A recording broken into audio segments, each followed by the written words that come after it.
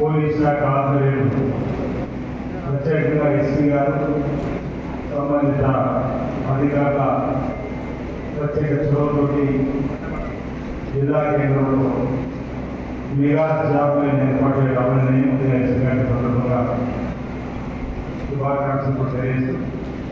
నాతో పాటు మరో ముఖ్య అతిథులు చేసినటువంటి గౌరవ జిల్లా కలెక్టర్ అమరావతి జయంతి గారికి,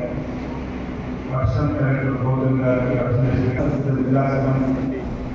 ముఖ్య నేతలు, పట్టణ ప్రముఖులు, జిల్లాకు సంబంధించిన ప్రభుత్వ పాత్రికేయ మిత్రులు, జిల్లా నలుమూల నుండి గత వారం రోజులుగా చూస్తా ఉన్న ప్రతి పోలీస్ స్టేషన్ పరిధిలో కూడా ఎస్పీ గారి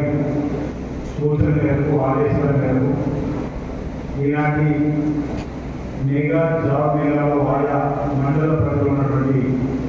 నిరుద్యోగ యువకులను గుర్తించి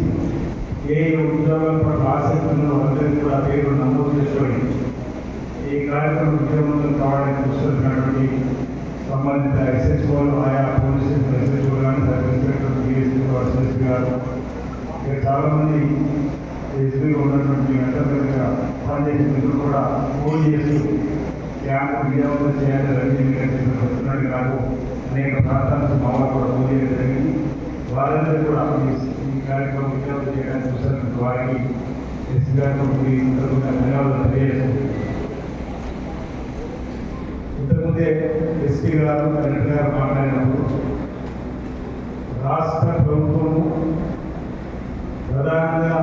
యువత సన్మార్గంలో నడవాలి, యువత క్రమశిక్షణతో ముందుకు సాగాలి, యువత పెడదారులను పట్టినటువంటి అంశాలు ఉంటే వాటిని అరికట్టడంలో లక్ష్యంతోటి ఈ తెలంగాణ గంజాయి రైతుల రాష్ట్రంగా మార్చమని గట్టిగా చర్యలు తీసుకొని ముందుకు పోతున్న తరుణంలో ఓ శ్రీకాకుళం జిల్లాలో ఒక ఎస్పీ గారు గంజాయికి సంబంధించినటువంటి అంశంలో డైరెక్ట్ అయితే కూడా వాటిని కౌన్సిలింగ్ చేసిన సెంటర్ కూడా మనం ప్రారంభం చేస్తున్నాం. అదే క్రమంలో ఉన్నత చదువులు చదువుకొని ఓవైపు ఉద్యోగాలు లేక, ఓవైపు వయసు పైపడుతున్న రాములు ఇంట్లో తల్లిదండ్రులు వాటి ఇబ్బందులు చూసి ఏదో ఉద్యోగంలో చేయాలనేటువంటి తపన పడుతున్నటువంటి యువతి యువకులకు ఒక మార్గ నిర్దేశాన్ని పలుపడలేనటువంటి వ్యక్తులు ఆయా ప్రాంతాల్లో అనేక కార్యక్రమాలు చేస్తున్న యువతకు అండగా ఉండేటువంటి కార్యక్రమంలో ఈరోజు ఎస్పీగా ఉన్నటువంటి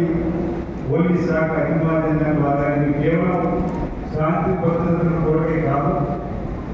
మేము ఆ ప్రాంతంలో పనిచేస్తున్న యువతలు పడుతున్న కష్టాలను చూసాము. వారికి ఈ ప్రభుత్వానికి సేవలు కావాలా, ప్రభుత్వం ఆదేశాలకు అనుగుణంగా మాకు సేవా భావంతో కూడా సామాజిక సేవలు, స్థానిక సేవలు బాగా ఒక కార్యక్రమం ఏర్పాటు చేయడం చెప్పి ఇతర కంపెనీ వాళ్ళతో మాట్లాడి ఆయా ఉద్యోగాలను కల్పనేసే కార్యక్రమం బాగా ఈరోజు ఇక్కడ జాబ్ మేళ ఏర్పాటు చేయడం అభినందనీయం మాట సందర్భంగా తెలియజేస్తూ ఈ జాబ్ మేళ ద్వారా సుమారు 2,000 మంది ఉద్యోగాలు రావడానికి అవకాశం ఉందని ఇసుగా చెప్తున్న సందర్భం దాన్ని ఉపయోగించుకోవాలి. ఇక్కడ ఉన్నటువంటి యువకులు వారు మాట్లాడుతుంటారు, ఇక్కడే ఉండాలి, ఇక్కడే ఉద్యోగం రావాలనేటువంటి ఆలోచన మన దగ్గర చాలా మంది ఉంటున్నాం. దానివల్ల ఇబ్బంది జరుగుతుంది మాట.